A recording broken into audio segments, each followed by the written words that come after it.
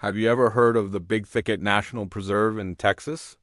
It's this massive, sprawling area of dense forests and swamps, a place where it feels like time has stood still. Locals call it the biological crossroads of North America because of its incredible biodiversity. But for some, it's known for something else entirely, something much more mysterious.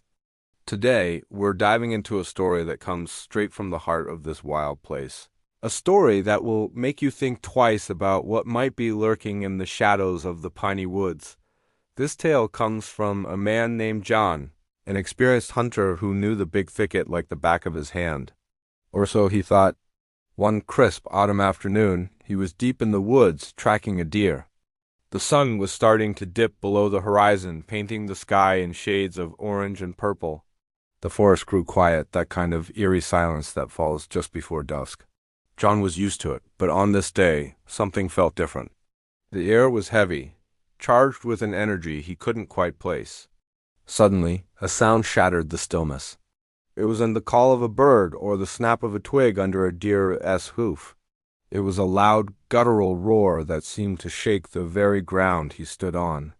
It was a sound of pure power and rage, unlike any animal he had ever heard in all his years of hunting. John froze, his heart pounding against his ribs. Every instinct screamed at him that this was a predator, but one that didn't belong in any textbook. He crouched lower behind a fallen cypress tree, trying to make himself invisible. Then came the smell. A wave of a foul, pungent odor washed over him, a mix of wet dog, rotten meat, and something else, something musky and wild. It was so strong it made his eyes water. Peeking through the tangled roots of the tree, he saw it.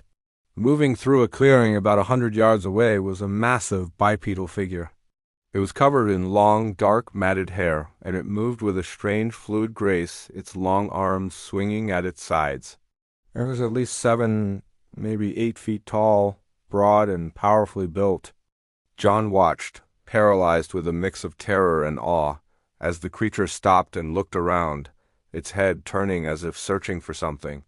For a terrifying moment, John thought it had seen him. He held his breath, his hand gripping his rifle so tightly his knuckles turned white.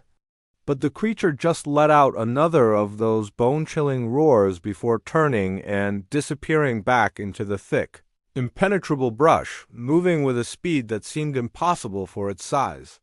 John stayed hidden until long after the sun had set, until the woods were plunged into complete darkness, the sounds of the night returning to their normal rhythm.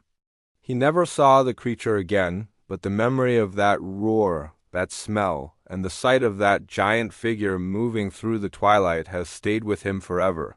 He didn't tell many people his story, afraid they'd think he was crazy.